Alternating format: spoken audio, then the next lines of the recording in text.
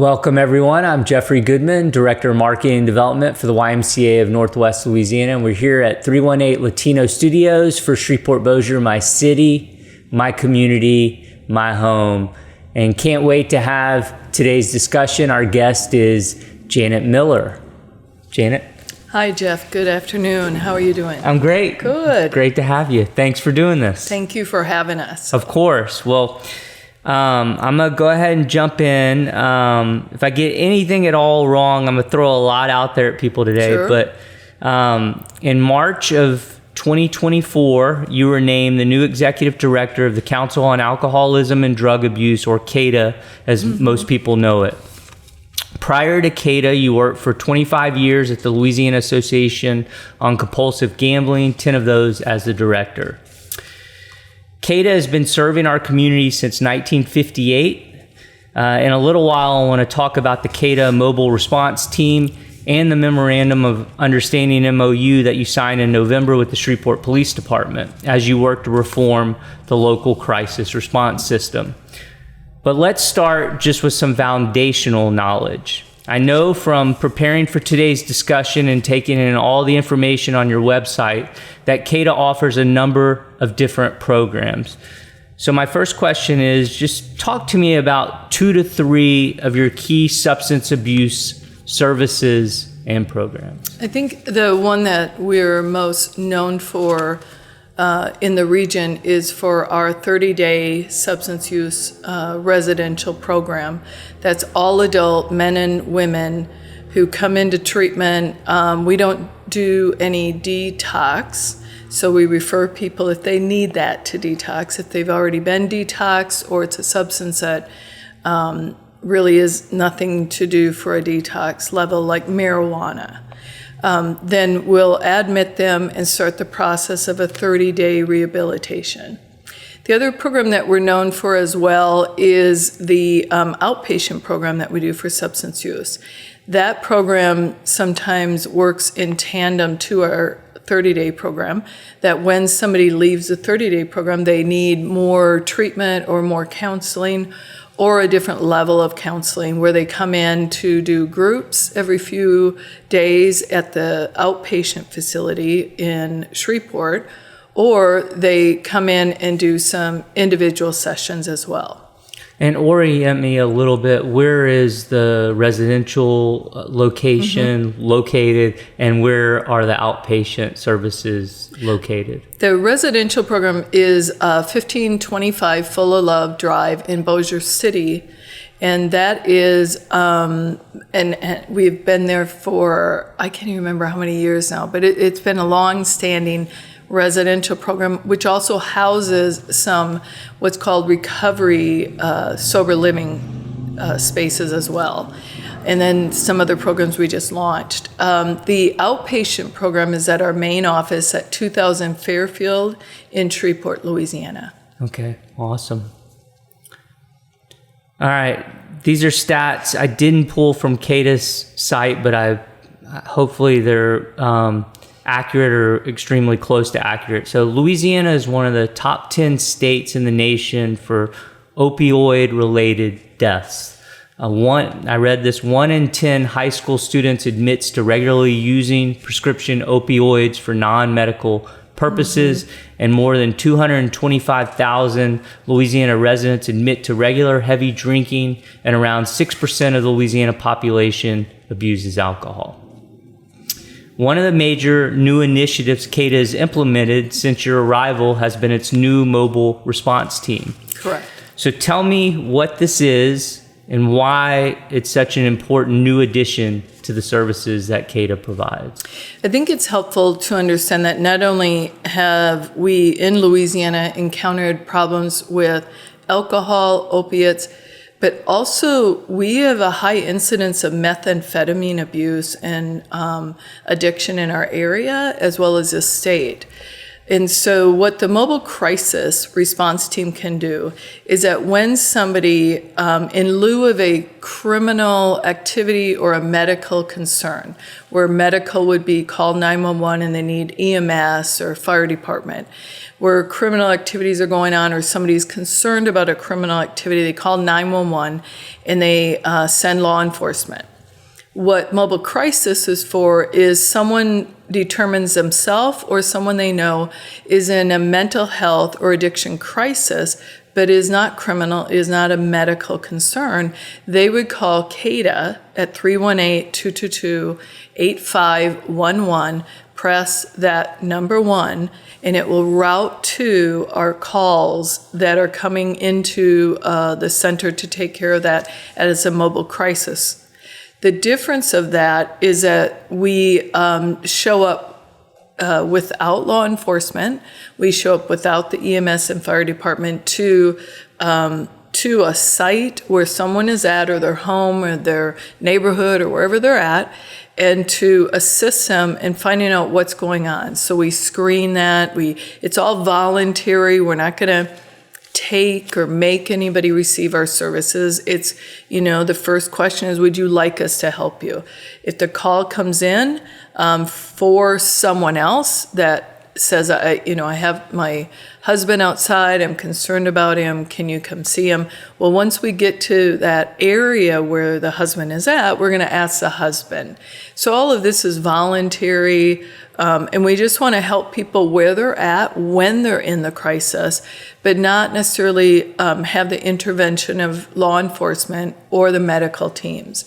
What they've seen around the country by doing these programs is that they're not sending police or EMS or fire department and tying up their valuable resources in their officers and staff, where people like us who are trained in mental health or addiction services can get out there with a team even quicker sometimes to address something in real time with people, to get them to resources, transport them, to get them some supplies they might need. There's just a host of different services we can do with mobile crisis. And this is, let me just interrupt for 1 second. This Sure. is for all of Region 2, if I'm not mistaken. Region 7. Region 7. Yep. 9 different parishes. 9 different parishes. Don't ask me the name of No all problem. of them. No Okay, problem. because I'll forget Yeah. half. Okay. Yeah. No problem. Yeah. So yes, and it's for all of them. So what we're working with, we are working in tandem with 911 call centers, with law enforcement, with different agencies, sheriff, and rural areas, to help them to understand when they might want to refer or transfer a call or a person to us. And then also that they would also know that sometimes when we're going to go into Manny, let's say, we're going to contact the 911 call center in Manny, let them know we're deploying a team into their area, so that should we need anything for ourselves or the people we're encountering, that they would reach out to us or know where we are in their areas. They'll also know why we're there. So we're developing all these different partnerships and relationships with so many agencies now. Fire department, EMS have been meeting with us.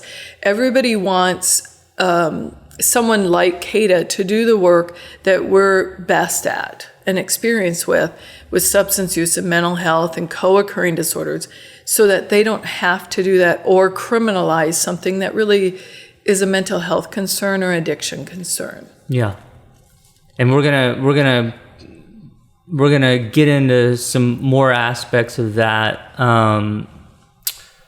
but so important. I mean, you're streamlining processes. You're bringing expertise into areas where it was missing, and really, because I've been a part of some of these talks and discussions over the last couple of years, I know that you're filling some very much needed and important gaps in all of Region 7. Right. I think that the healthcare system, and we've been sitting down with all the local chapters of profit and nonprofit hospitalizations.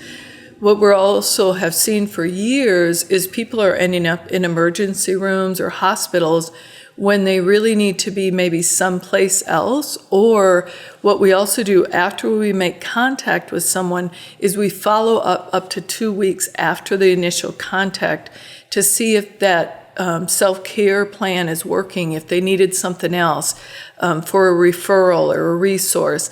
We want to change how it's been for communities that maybe are underserved or certainly haven't felt comfortable reaching out because it really isn't a law enforcement or a hospital need. And so we want to also work on the stigma of mental health and addiction problems, so that people can know that there's no one probably in 2025 that we meet that hasn't encountered mental health, addiction problems or needs in their family, and certainly within their local community, let's say.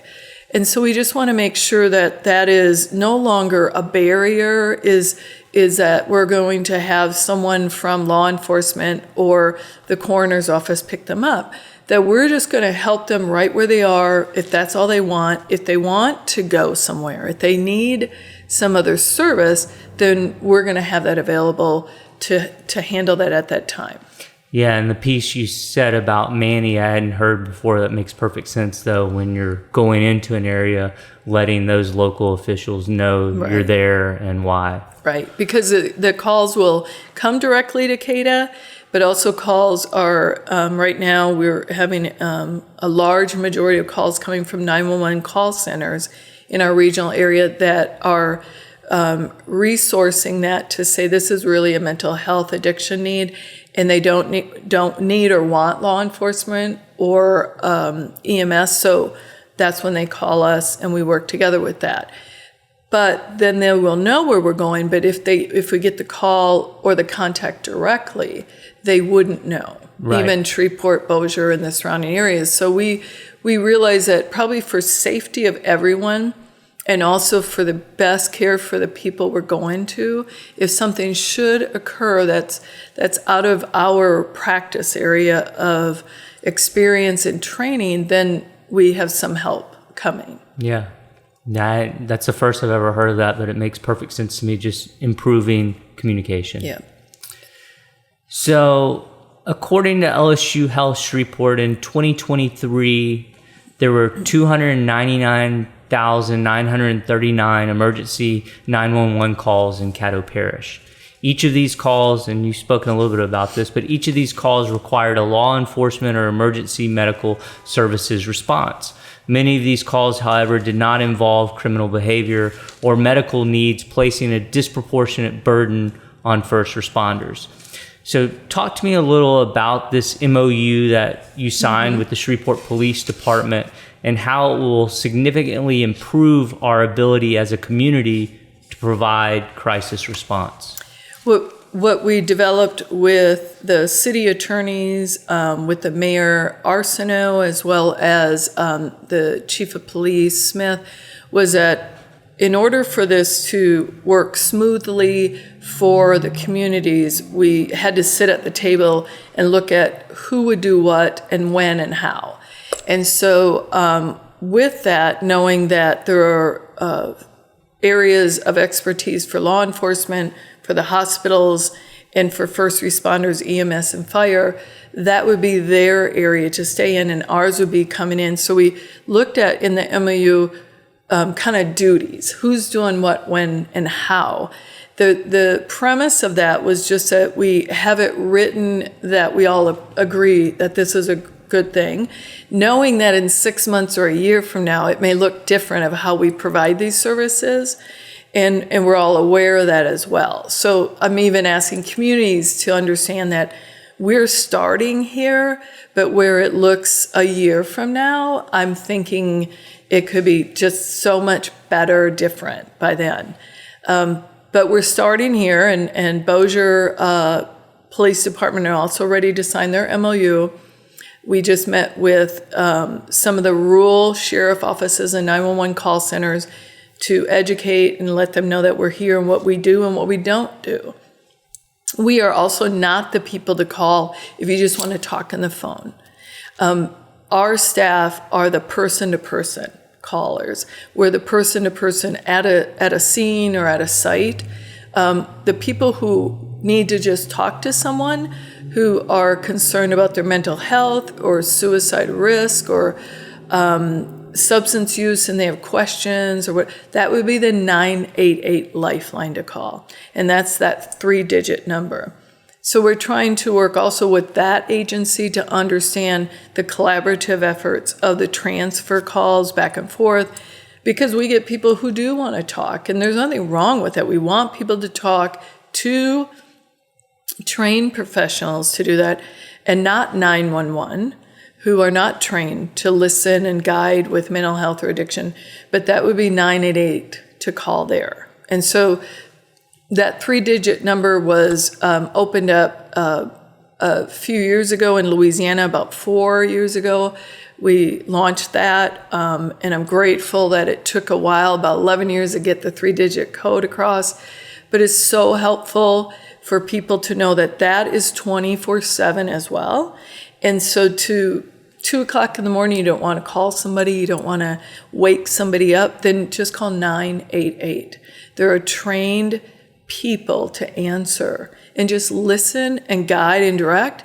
And maybe they don't need a mobile crisis team, but maybe they do. They'll contact us for them and keep them on the line and keep talking and helping them until we can get there. So all of these agencies are working together to best serve the public in a different way now. Yeah, and one thing I'll say, I mean, I've been very minimally involved and been able to witness some of this, but I've been extremely impressed with the spirit of collaboration, Abe, and just the openness and awareness of all the different people we're talking about to say, we can do better here, and let's work together to figure out what that looks like and how. And I appreciate the same coming from some of the work with 988 into the state of Louisiana and then to our upper part of the state for us here. And then now with the mobile response and the different programs, is that in our area of the state, the upper part of Louisiana, there is so much collaboration and meetings that go on weekly and sometimes monthly that no one knows about except all of us who are going to those, to say, we've got to make a change for our community, and we need to be the change. And so everybody agrees no one was doing it correctly, from the coroner's office to the hospitals to the outpatient programs. Everybody thought, let's dream again. And then when we saw that these programs were working in other states, just like Louisiana, well, why not?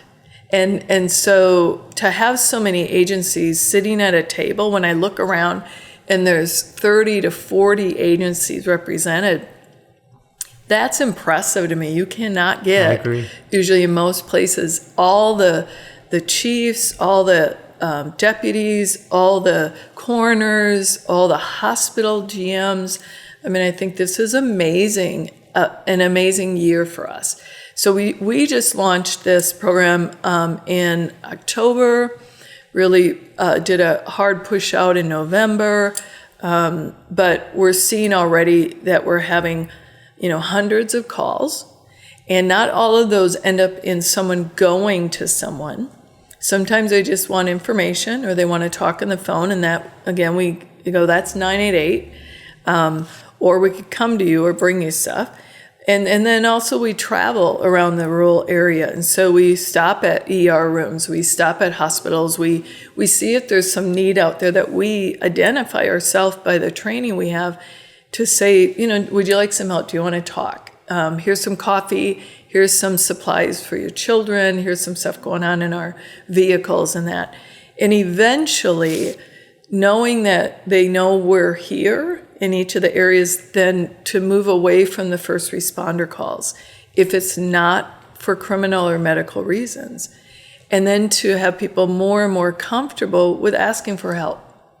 And more preventative measures rather than waiting till, and we love to take them into CADA and treat them, but it's nice to treat problems when they're smaller for people and less troublesome. Absolutely. And watching this unfold as I have in the last couple of years, I'll say, I mean, to me, the work all of you are doing serves as a nice template for anyone in this community looking to solve some of our most complex issues. So again, I commend and applaud everything you're doing, and I think Thank you. other agencies should be looking at the work you're doing and say, oh, that's how you tackle or approach some of these more pressing and complex issues. Mm-hmm. I agree. Thank you. So people in our community generally understand that we have a shortage of police officers and that jails are overcrowded. What a lot of people don't know is that our emergency rooms are overcrowded too. As far as you know, is that accurate? Is my first question, and talk to me about how the reforms CADA is part of making to our crisis response system will help relieve some of the burden our emergency rooms are facing. Yeah, we've already established with the hospitals here, and I think the one that most people know that a lot of people end up in is LSU HS or Ochsner's, and because that has also been a great trauma center in a lot of different avenues. They've had a psychiatric assistance wing, and yet they're over full and cannot get to the people, and people sometimes leave and walk out before they even get triaged or helped at all in any resources. So when there are people within their emergency rooms or their waiting areas that look to be maybe when they start triaging and working with them, they look to be someone that is more fitting for mobile crisis, they can contact us. But I think it is a problem that many people, because they don't understand addiction, if they have it themselves or if it's in their family, or mental health issues, that the most obvious place all of us think about is, well, I'll just go to the hospital, I don't feel well. Or maybe they've been drinking or using things in combination and they don't feel well. And so that lack of wellness ends up sometimes in ER rooms or hospital stays that maybe some are and could be related to substance use or mental health or combinations. And I think giving more education, not only to our communities, but also just to the staff. We're educating staff who don't have training in addiction, and they're, emergency room nurses and doctors. And so call us if there is any concern that maybe we could talk to someone or come in and sit with them and do an assessment. The goal is that this should be more and more what we do rather than less and less. So that the emergency care goes to what it needs to, and not that some people don't need that in hospitals or ER rooms when they have abused too much of a chemical and substance or combinations, or they don't feel well with their mental health. They should go there if they need to be stabilized or helped medically.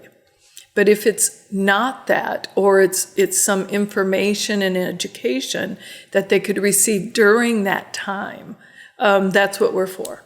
And I'm gonna try and dumb down some of this, and correct me or add to where I get this wrong. But what we're looking to move towards, and I'm gonna say 3 or 4 or 5 different things, is one.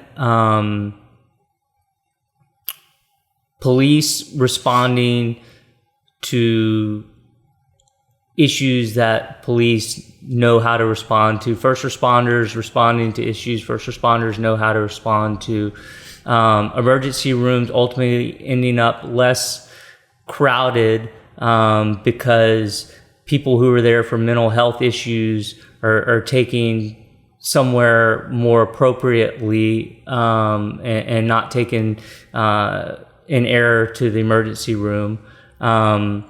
Less stigma around mental health, period.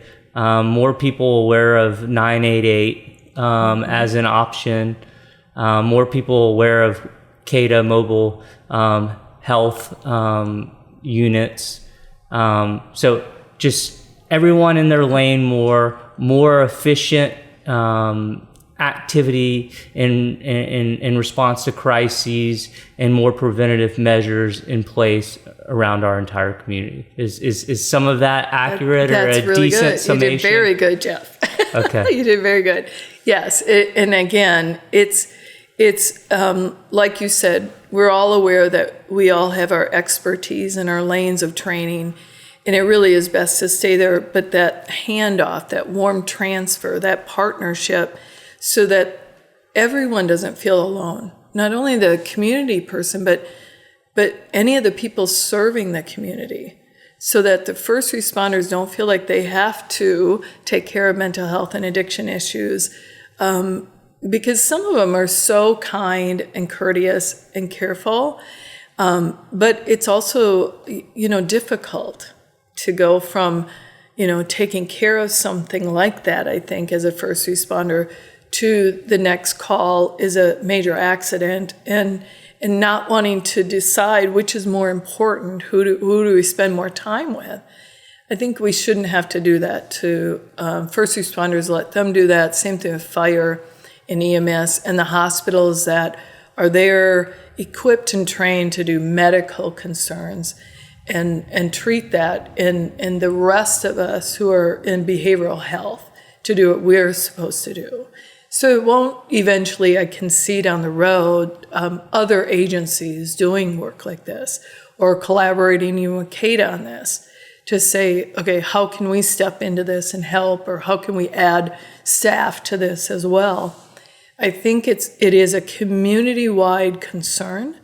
So I think the community-wide needs to step in. And I have seen many of them do it, but there'll be more coming forward because we've already received calls from other agencies who work with the homeless, who, who also have different areas of resources than we have. And so it's needing to, for anyone at any time, having all those resources available, because it doesn't look the same from person to person, situation to situation. And that's why we have to work together. And I think that I see that more and more in our region, that people do want to do that so that we break this cycle up of recidivism and people not getting help and not staying in the help. And that's why we're doing the follow-up calls, and that's why we're checking in with different agencies to see, is this the best way to get them to you, or what's a different way, especially because we're now 24/7. So not all agencies are open at night. And so there it goes back to, well, where do we take them sometimes? And that's why in our local area, there are some providers that are stepping up to take on different phases of these next steps. And one is a contact call center where we can bring someone into that may need to have a cup of coffee or a sandwich or need someone to talk to for longer. And it's better in person. To also, maybe they need to stay in a facility for a while and get stable on their meds, or maybe they do need to detox, or they just need to have some place to sleep. It's different than maybe homeless situation. So that's what we're working on these second phases, and CADA is partnering with some other people to do that, who will be doing that part of it for our community. A place to sleep that's not a jail and not an emergency room.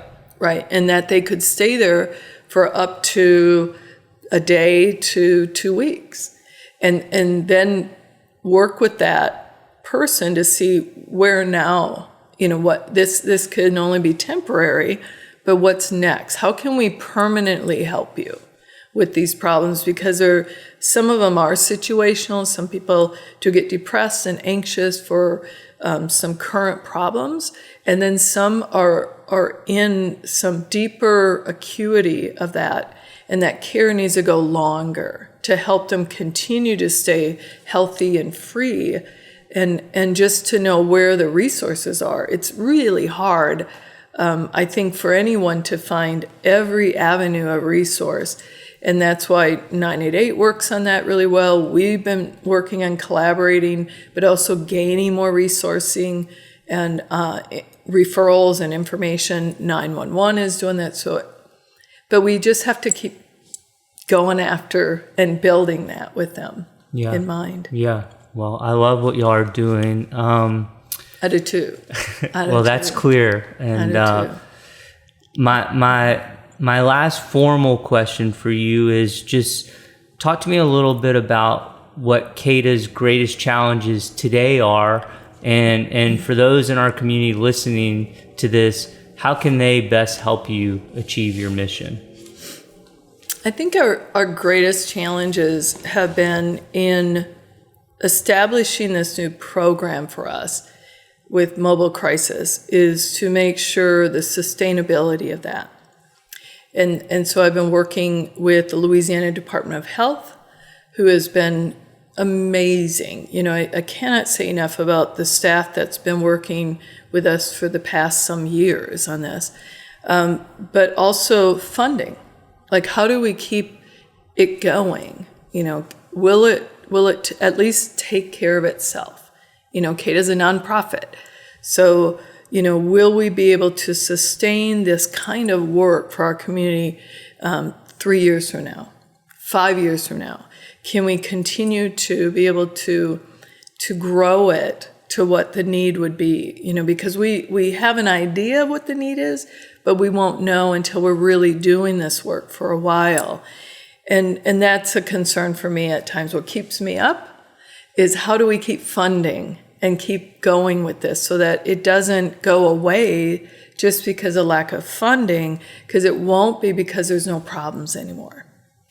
And that is what drives me sometimes, is where can we look for scholarships and grants and funding resources, sustainability.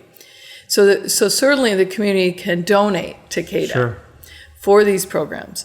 The other is that sometimes you can donate goods. They can, and you need them to. We need them to. We do. And we're asking for that. They can also donate in certain kind of supplies. We have certain things that we're giving to people. Besides brochures and resources, you know, sometimes it's just practical things. And if they contact CADA and say, what are those things that you need more of? You know, do you need more diapers? Do you need more blankets? What do you need? And so some people are more comfortable donating like that. We would love that, help with those things. People sometimes don't know that they could help us in volunteering. You know, sometimes we have staff that's sick, and they would like a vacation day. and so we could train sometimes volunteers to do some things to help us, either clerical, data entry. A lot of what we want to do is look at the measurement of the data of who are we giving help to, who needs this, who's asking, and is that maybe an underserved population for our regional area, but that is reaching out in this area, which is great. So we need people who are talented in IT and data, importing, exporting, all that. Please volunteer to us. You know, we could use that help.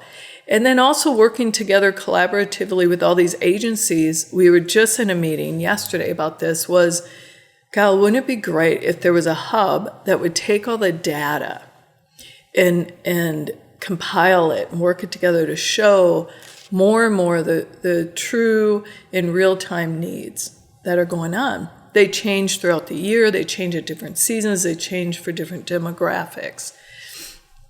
And so that's important. And so those are also the things that we need to show the state why we have a need in Upper Louisiana, and what that need looks like, and how can we address that need better.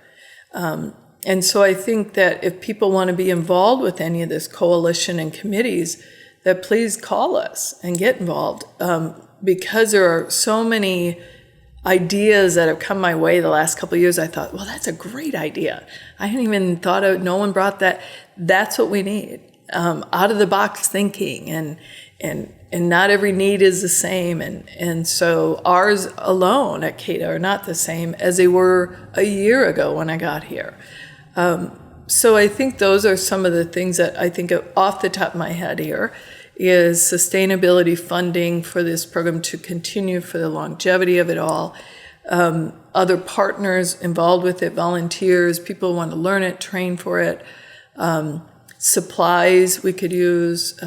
We just had the Wolf Foundation gave us a grant for some new vehicles.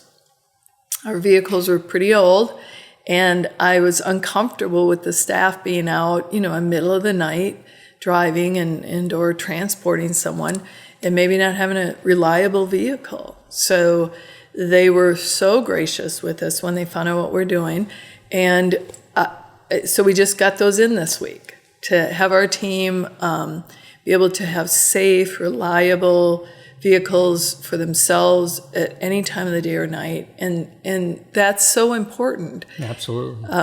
And so gas costs is expensive, and that's all we do is drive around and help people. So there's just a lot of things. If they call CADA and ask, I've got a wish list, but just knowing that people support it too.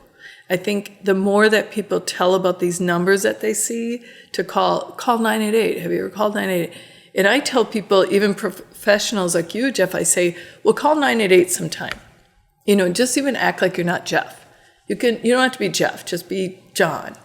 And just ask them questions. You don't have to do it like that, but You're saying just to educate. Find out what do they ask you? Educate myself. Yeah, so that when I say to someone, call 988, I know how that staff is going to treat them and talk to them. And people can now text there, so maybe some people don't want to talk to anyone, they can text it, and they'll respond by text. They can also chat online.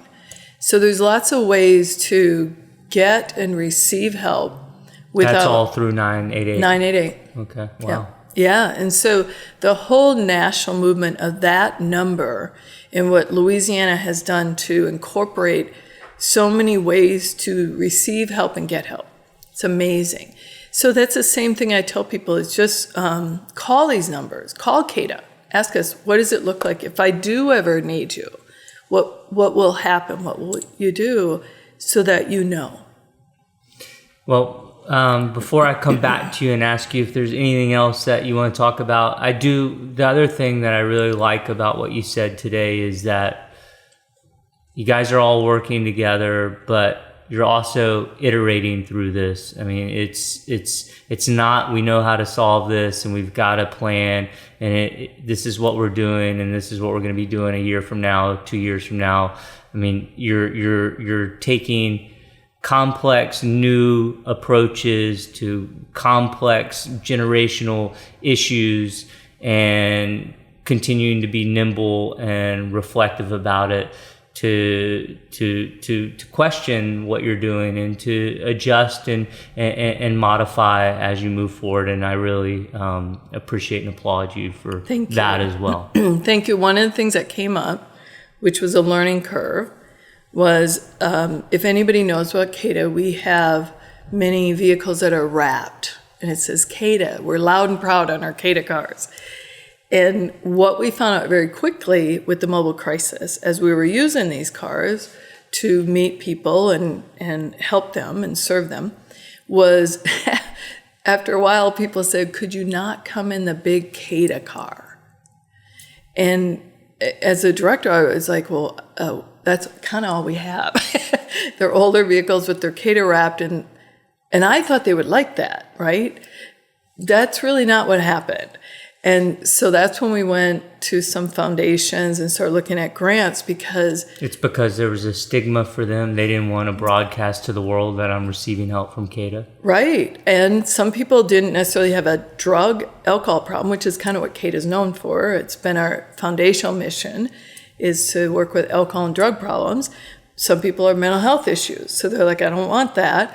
Or the other way. So we didn't realize that might be a problem until it became a problem by more than one voice that we heard. That's when I said, okay, we don't want that barrier. So I was talking to the team and said, maybe you could park a couple blocks away and walk in and act like you're not them. And we didn't even think that when we were planning this out a year ago. We thought that would be great. They'd know us by see that that's CADA car. Well, it wasn't that. So now we have 3 silver gray tracks. So, and that's through, again, that Wolf Foundation grant. And so we'll be putting those out on Facebook and social media to say, these are our vehicles, but they won't have the signage and all that. Smart. And eventually, I mean, obviously there's other silver tracks out there, but those will be the vehicles that will be deployed in without the signage. And so that was right away. Within 3 months, we found that out, and we said, okay, that could be a problem for a lot of people. And it was, and it kept coming up. And so the team was great about literally parking and walking to some places. I said, okay, this isn't going to work sometimes when you need your supplies right there from the car. So then here we go. And so we got to meet that need in a different way and not have the stigma coming in with CADA. Even though we are bringing in the services, we don't have to advertise it, okay? And so other people agreed and helped us out by having that happen. And so those are the things that we'll find out this whole first year or two. Yeah. And we'll just have to keep being flexible and change with that because people need to get the help, but they need to get it in a way that feels comfortable. Definitely. And that's my goal, is to keep people being respected and have courtesy and have quality that comes to them instead of them being embarrassed and ashamed, which they already are, many of them, and that our staff doesn't bring that to them, and our cars don't bring it, and that we can just get them to that next level of care. So that's one of the things we just learned, as you said. And we had to change. Yeah, So I love that. Well, Janet, thank you so much for being You're here. welcome. Is there anything that I didn't touch on? If not, that's completely fine. But if there's something that's really important to CADA you, we also recently launched a Women with Dependent Children wing. And it's not a large substance use wing at our Bossier treatment facility, but it's amazing. And so the state office chose CADA to be one of the providers of this service. We used to have a similar type wing before. And we just launched that in December and opened that up. And so we have women who are either pregnant and addicted to drugs or alcohol who get and receive treatment and help to learn how to stay off of that. During pregnancy, which is another stigma and difficult decision for them to be honest about, but it's so helpful for the baby and the mama to be truthful about that during pregnancy. Or we have women who are presenting to treatment who have little ones under the age of 11, and they can come to treatment with them and stay with them in these amazing rooms that we developed this year. And while their mama gets help and they get some schooling or assistance or playtime or all that until mama feels better, and we get her in a way that she can break that cycle going forward. Right now it's just a 7-bed unit, and we have 3 moms and 4 children, but it may grow to 12 beds, 15, who knows what the need is. But they asked us to start small, which we are, and it's already serving some great success in the short period of time by just seeing the changes in the moms and the little ones who are talking more and able to be honest about what went on before and now, because we know children know, and we know children don't have to be a certain age to understand things. Maybe like an adult, no, but like them. And so we're getting them some help and some counseling as well. So that's a great program we just launched too. yeah. Yeah. Anything else? Nope.